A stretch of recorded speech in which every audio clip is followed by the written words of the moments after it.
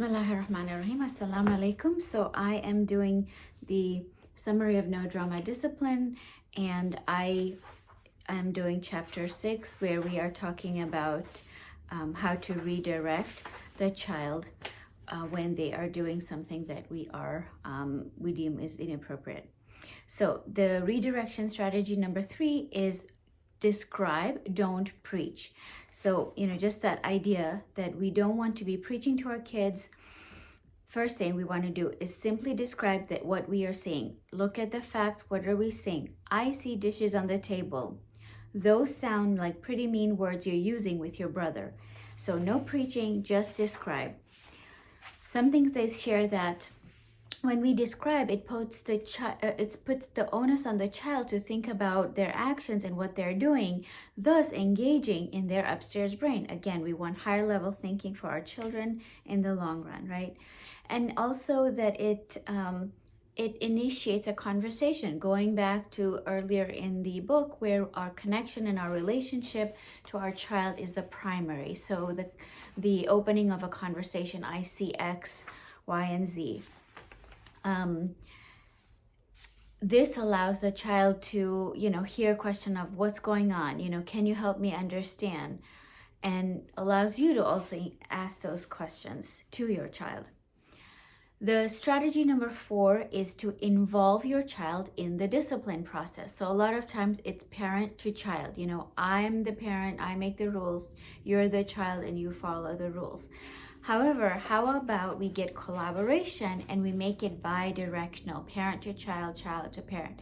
Now, this doesn't mean that child takes over and, makes all the rules. Absolutely not. What they're trying to say is that, let's say we are the first way, one direction, parent to child, right? So a conversation in that scenario would be something like, once the tantrum is over, once the heat of the moment is over, we might sit down with the child and we might lecture them, right? We might sit down and say things like, your actions were not good and these are the reasons why we don't want to do them.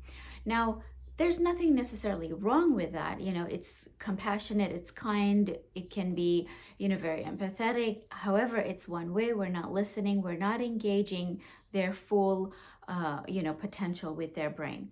However, their strategy, what they are saying is that if we can get them in a conversation, and we can use the one that I just described, strategy number 3, with describe what you're seeing, then begin a conversation, then you can get them engaged and you get them to think about their actions. Why are their actions deemed wrong? Why are their actions not good? Why are we saying we don't want them to do these things, right? So you might say some things like, I noticed that you got really mad a while ago. Can you tell me what was you grabbed my glasses and you threw them. What was going on? Wait and listen. Listen to what the person is saying. Then you want to continue describing what you saw. Then you threw it. Let's say the child says, I got really mad, I was upset. Then you threw my glasses. Again, pause, wait and hear. Maybe the child says something like, I'm so sorry, Mom. Then you might say something like, we all get mad. There's nothing wrong with getting mad.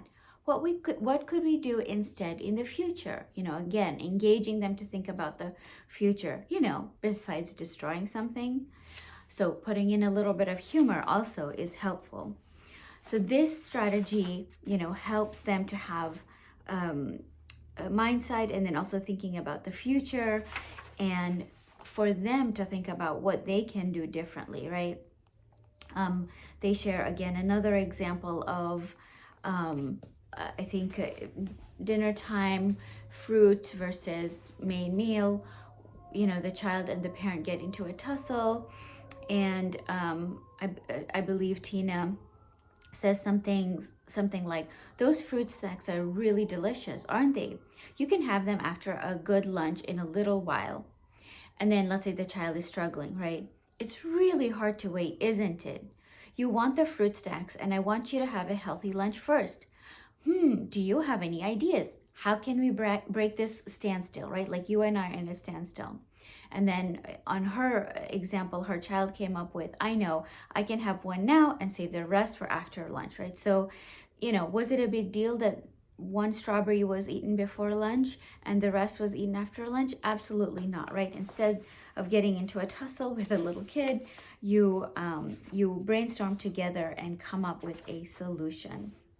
Okay, so redirection strategy number 5 is reframe a no into a conditional yes. Now this is, Daniel Siegel is who introduced me to this idea that no is really not a great idea for the brain, because then no, we go into a frozen state, or we go into maybe not a frozen state, but just like we get into a shutdown mode. We're not in an open state when we hear no, especially if the no is, in a threatening or mean way. The no doesn't sound good. So one strategy, and it can be really hard. I am recalling myself telling no to my daughter yesterday, and it's hard. And today I'm going to think of strategies of how to say yes to this thing that she keeps asking on again and again. So saying yes, a conditional yes. Yes, you can buy something from that store next weekend. Yes, you can buy something from Target when you save up your money.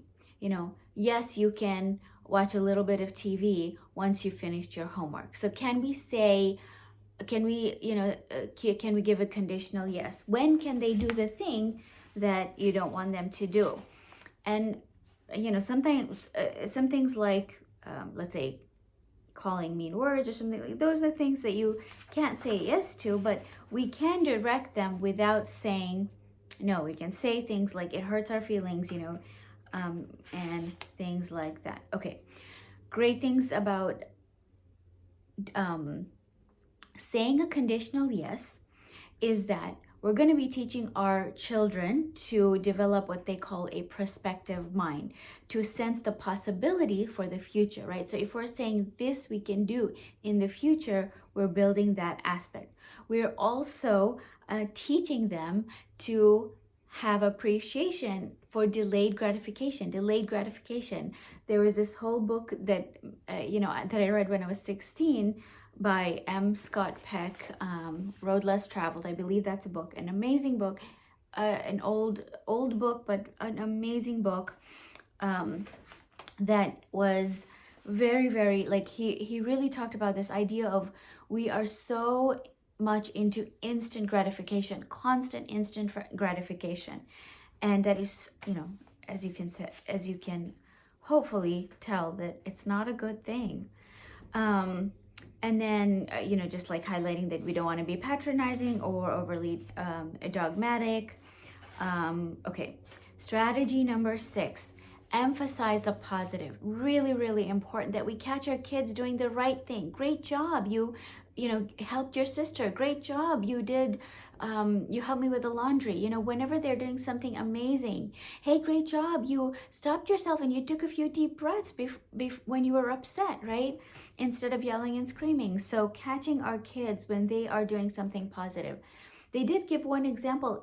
When they are doing something negative, let's say that they are saying bad words, so the idea is that say something, you're kind of like twisting, where you're kind of like encouraging them to think of some different way to say it. So can let's say they're whining. So instead of saying, can you please stop whining?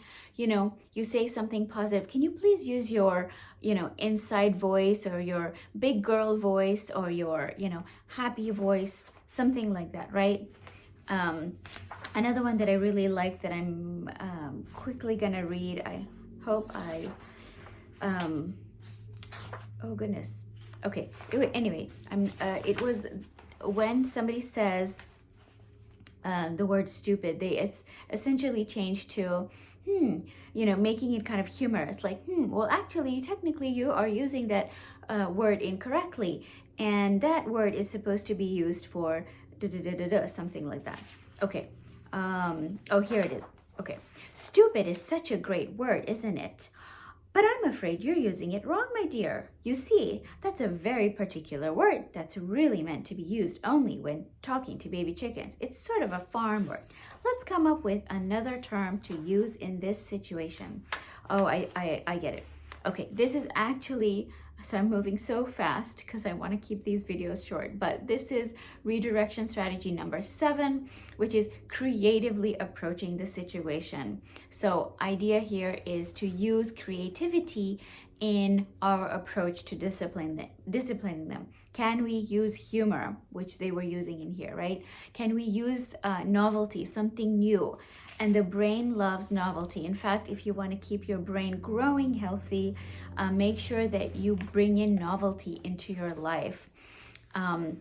So then, get into a discussion of how creativity can prevent, disruptions. And if we can just take a few moments to, take a breath, access our creativity, and then we can come up with a good idea. The last strategy is teaching mindsight tools, and I'm going to do that in a separate video just because it is a little bit long, and I think it's a great tool, so that I want to have that on a video of its own. Thank you so much.